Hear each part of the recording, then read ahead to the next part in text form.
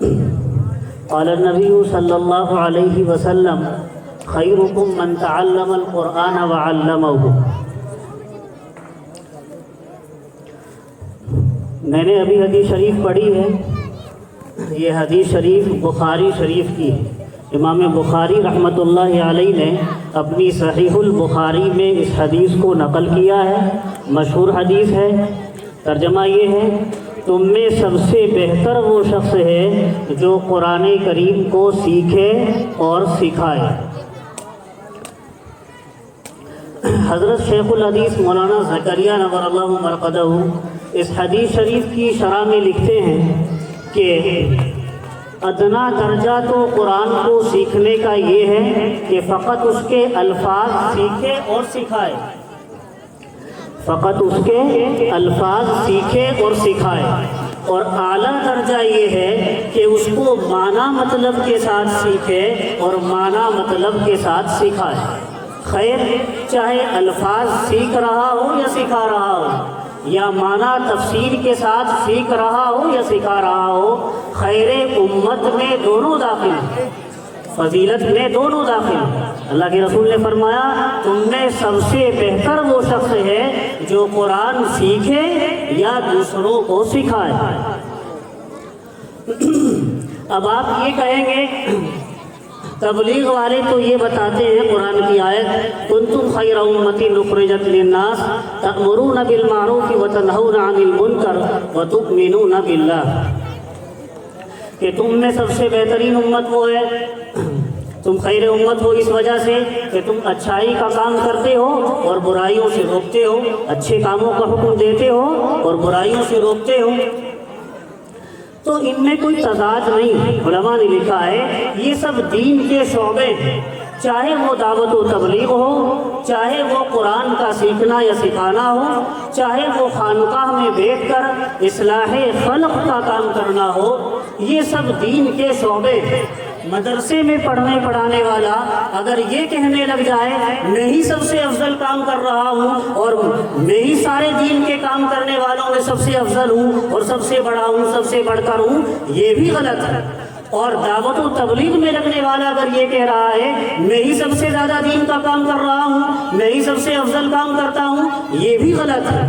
خانقاہ میں لگنے والا یہ کہہ رہا ہے میں ہی سب سے افضل کام کر رہا ہوں، یہ بھی قطعاً غلط ہے۔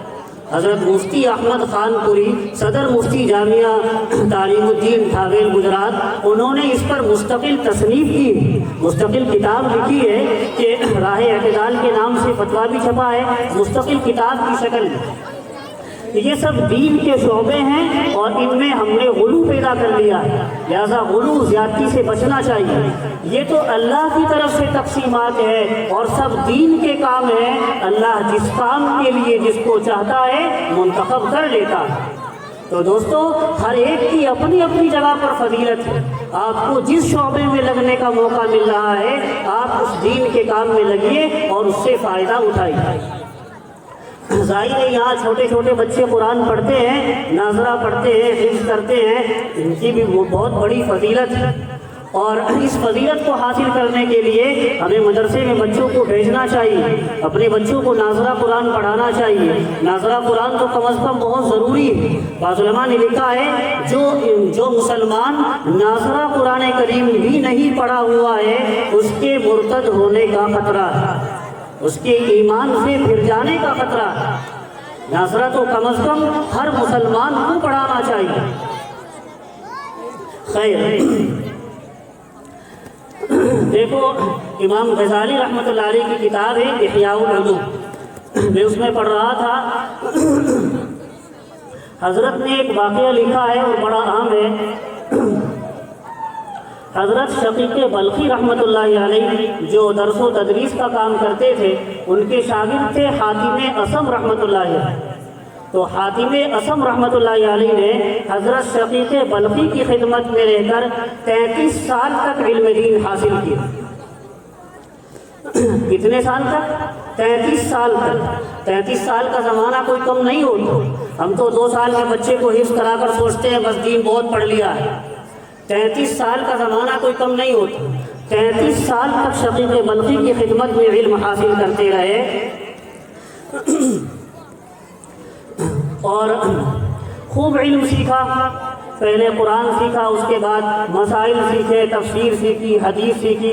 ظاہر ہے کہ اس زمانے میں یہی دستور تھا کہ ایک عالم کے پاس بڑی مدتوں تک علم دین حاصل کیا جاتا تھا اور خوب سیر ہو جایا کرتے تھے طالب علم بھی. حاتم اصم بھی آگے چل کر اپنے زمانے کے بزرگ بنے. تو جب 33 سال کے بعد حاتم اصم وہاں سے جانے لگے، آدمی کو جاتے وقت احساس ہوتا ہے جب آدمی مدرسے میں 8-10 سال پڑھ کر نکلتا ہے کہ تو نے سیکھا کیا ہے، تو نے حاصل کیا ہے، اتنا وقت لگایا ہے. تو حاتم اصم کو بھی کچھ احساس ہوا. شقیق بلخی نے بھی پوچھا تم نے 33 سال علم دین پر لگائے ہیں تو تم نے میرے پاس سے کیا سیکھا ہے، 33 سال میں کیا حاصل کیا ہے. حاتم اصم بھی بڑی سوجھ بوجھ والے تھے، کہنے لگے حضرت 7 باتیں حاصل کی.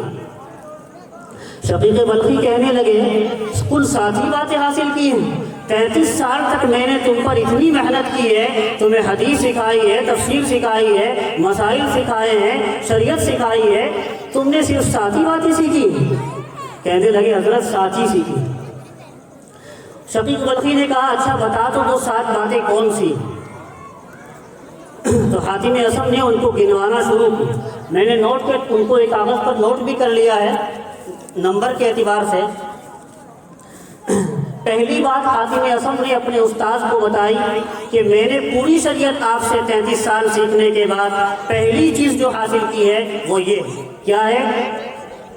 نمبر 1، دنیا میں ہر ایک کو کسی نہ کسی سے محبت ہوا کرتی ہے. میں نے دنیا میں غور کیا، دنیا میں ہر ایک کو کسی نہ کسی سے محبت ہوا کرتی ہے.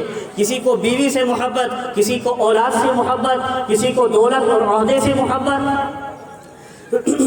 لیکن یہ محبتیں صرف قبر تک ہوا کرتی ہیں. یہ محبتیں صرف قبر تک ہوا کرتی ہیں اور قبر میں کوئی ساتھ نہیں جاتا. میں نے تو نیک اعمال سے محبت کی ہے اور میں نے ان اعمال سے محبت کی ہے جو قبر میں بھی میرے ساتھ جانے والے. پہلی بات یہ بتائی. دوسری بات کہا کہ میں نے اللہ کا قرآن پڑھا. اللہ نے فرمایا وَأَمَّا مَنْ خَافَ مَقَامَ رَبِّهِ وَنَهَى النَّفْسَ عَنِ الْهَوَىٰ، اور بھی جو اللہ کے سامنے کھڑا ہونے سے ڈرا، وَنَهَى النَّفْسَ عَنِ الْهَوَىٰ، اور اس نے اپنے نفس کو خواہشات سے روکا، فَإِنَّ الْجَنَّةَ هِيَ الْمَأْوَىٰ، سو بلا شبہ جنت تو اس کا ٹھکانہ ہوگا. اللہ نے کیا فرمایا؟ جو میرے سامنے کھڑا ہونے سے ڈرا اور اپنے نفس کو خواہشات سے روکا، اللہ کی مرضیات پر چلایا، فَإِنَّ الْجَنَّةَ هِيَ الْمَأْوَىٰ، سو جنت تو اس کا ٹھکانہ ہوگا. حاتم اصم کہتے ہیں جب میں نے قرآن میں صاف اللہ کی بات پڑھ لی تو میں نے تو خوف خدا کو اپنے اوپر لازم کر لیا، اللہ کے خوف کو، اور خواہشات کے مطابق چلنا چھوڑ دیا کہ اللہ کی مرضیات پر چلوں گا تو جنت تو مجھے یقینی طور پر مل جائے گا. علماء نے لکھا ہے جو انسان اس چکر میں رہتا ہے دنیا میں میری وہ خواہش پوری ہو جائے، وہ خواہش پوری ہو جائے، خواہشات تو بادشاہوں کی بھی پوری نہیں ہوا کرتی. ہاں ضرورت اللہ فقیر کی بھی پوری کر دیتا ہے. اس لیے اللہ سے ضروریات مانگے، اللہ میری ضروریات دنیا کی بھی پوری کر دے اور آخرت کی کامیابی مجھے نصیب فرما دے. تو انہوں نے کیا کہا؟ اس آیت کو پڑھ کر میں نے اللہ کا خوف اپنے اوپر لازم کر لیا، خواہشات سے اپنے کو دور کر لیا، تو اب میں نے یقین کر لیا مجھے جنت یقینی طور پر مل جائے.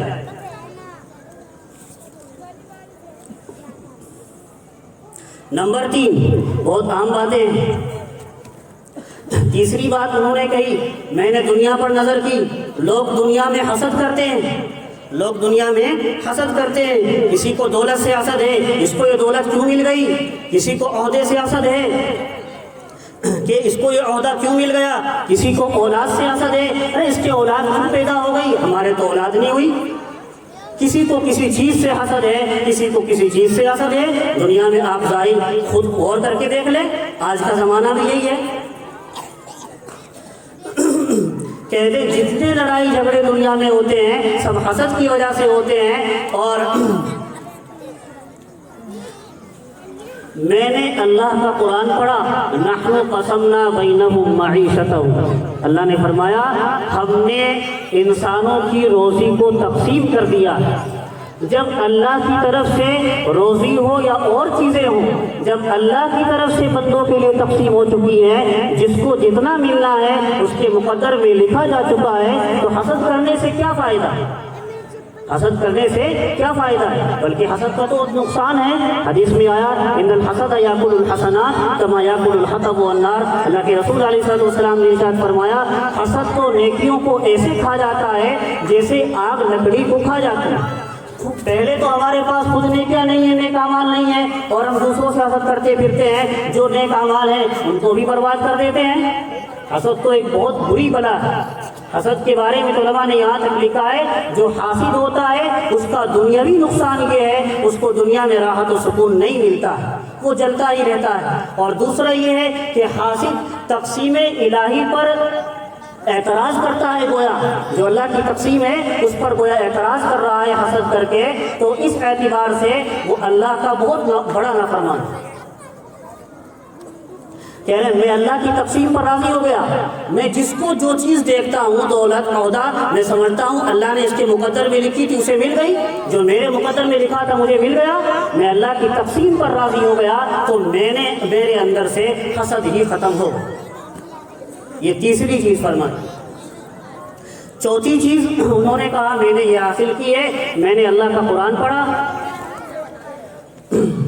وَمَا مِن دَابَّةٍ فِي الْأَرْضِ إِلَّا عَلَى اللَّهِ رِزْقُهَا، اللہ نے قرآن میں فرمایا روزی کا وعدہ تو اللہ نے ہر مخلوق کا اپنے ذمے لیا ہے، اللہ نے ہر مخلوق کا روزی کا وعدہ اپنے ذمے لیا ہے۔ اور انسان تو انہوں نے کہا کہ روزی کی ذمہ داری تو اللہ خود لے رہے ہیں، لیکن بندے کی ذمہ داری اللہ نے قرآن میں کیا بتائی ہے؟ کہا میں نے اس پر غور کیا، بندے کی ذمہ داری اللہ نے قرآن میں فرمائی وَمَا خَلَقْتُ الْجِنَّ وَالْإِنسَ إِلَّا لِيَعْبُدُونِ، اور ہم نے انسان و جنات کو صرف اور صرف اپنی عبادت کے لیے پیدا کیا ہے۔ کہا اللہ نے بندے کی ذمہ داری دنیا میں عبادت بتائی، مقصد زندگی اللہ کی عبادت ہے، آخرت کی تیاری کرنا ہے، آخرت کی تیاری کرنا ہے۔ تو انہوں نے کہا جب مقصد زندگی اللہ نے عبادت اور آخرت کی تیاری بتائی ہے، میں خود تو آخرت کی تیاری میں لگ گیا اور روزی کی ذمہ داری اللہ پر چھوڑ دی کہ وہ اللہ روزی کا انتظام خود کرے۔ اسباب اختیار کرنے ضروری، وہ الگ چیز۔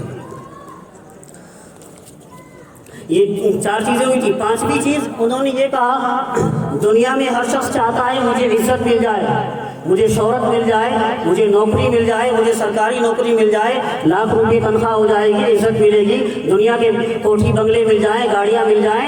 آج بھی انسان یہی چاہتا ہے۔ فرماتے میں نے اللہ کا قرآن پڑھا، اللہ نے فرمایا ان اکرمکم عند اللہ اتقاکم، بلا شبہ تم میں سب سے زیادہ معزز اور مکرم اللہ کے نزدیک وہ ہے جو تم میں سب سے زیادہ متقی پرہیزگار ہے۔ فرماتے دنیا والے عزت تلاش کر رہے ہیں کوٹھی بنگلوں میں، پیسے میں، اور اللہ قرآن میں کیا کہہ رہے ہیں تم میں سب سے زیادہ عزت والا وہ ہے جو تقویٰ کی زندگی گزار کر دنیا سے آ رہا ہے۔ تو میں نے تقویٰ کو اختیار کر لی، یہ پانچویں چیز تھی۔ چھٹی چیز دنیا میں میں نے غور کیا ہر ایک کے کوئی نہ کوئی دشمن ہے، اور آدمی یہ سوچ رہا ہے میرا یہ دشمن، میرا یہ دشمن، میرا یہ دشمن، لیکن میں نے اللہ کا قرآن پڑھا، اللہ نے فرمایا ان الشیطان لکم عدو فاتخذوہ عدوا، شیطان تمہارا دشمن ہے، اس کو دشمن سمجھتے رہو، اس کو دشمن سمجھتے رہو۔ بس میں نے تو اللہ کے حکم کے مطابق صرف شیطان کو دشمن سمجھا اور باقی سے دشمنی چھوڑ دی۔ یہ چھٹی چیز تھی۔ ساتویں چیز دنیا میں کسی کو دولت پر بھروسہ ہے، کسی کو اپنے عہدے پر بھروسہ ہے، کسی کو اپنی اولاد پر بھروسہ ہے، یہ میں نے کامیاب کر دی ہے، کما کر دے دے گی اور بس میری دنیا کی زندگی اچھی گزر جائے گی۔ دنیا میں لوگ بھروسے کر کے بیٹھے ہیں، فرمایا دنیا تو قابل بھروسہ ہے ہی نہیں۔ اللہ نے فرمایا دنیا تو ایک ناپائیدار اور فانی چیز ہے، وَمَن يَتَوَكَّلْ عَلَى اللَّهِ فَهُوَ حَسْبُهُ، صرف اللہ کی ذات ایسی ہے کہ جو اس پر بھروسہ کرتا ہے بس اللہ اس کو کافی ہو جاتے ہیں۔ فرمایا میں نے ساری دنیا پر بھروسہ چھوڑ کر صرف اللہ کی ذات پر بھروسہ کر لیا، بس ذات تو اللہ ہی کی ہے، جو بھروسہ کرنے والے کو کافی ہو سکتا ہے۔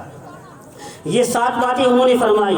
اب شقیق بلخی نے شقیق بلخی جو ان کے استاد تھے، اب انہوں نے کہا واہ بھائی واہ، تم نے تو 7 باتیں ایسی سیکھی ہیں جو بڑی کامیاب چیزیں ہیں. میں تو کوئی عام سی 7 باتیں سوچ رہا تھا، تم نے تو یہ 7 باتیں جو مجھ سے 33 سال کے زمانے میں سیکھی ہیں، یہ تو تورات، زبور، انجیل اور پورے قرآن کا خلاصہ. امام غزالی لکھتے ہیں اس واقعے کے لکھنے کے بعد کہ ان 7 باتوں میں ہمارے لیے پیغام زندگی ہے کہ ہمیں قرآن کیا پیغام دے رہا ہے اور ہمیں زندگی کیسے گزارنی چاہیے. اللہ ہم سب کو عمل کی توفیق نصیب فرمائے. آمین. وآخر دعوانا الحمدللہ رب العالمین. ان کی تقریر میں دریا کی روانی دیکھی، ان کی تقریر میں دریا کی روانی دیکھی، غنچہ و گل کی رنگین جوانی دیکھی. اب ہم بلا کسی تاخیر اپنی سی اجلاس کو آگے بڑھاتے ہوئے اب میں بڑے ہی ادب و احترام سے حضرت مولانا محمد دلشاد صاحب سے بڑے ہی ادب و احترام سے درخواست کرتا ہوں کہ حضرت اپنی قیمتی نصیحتوں سے سامعین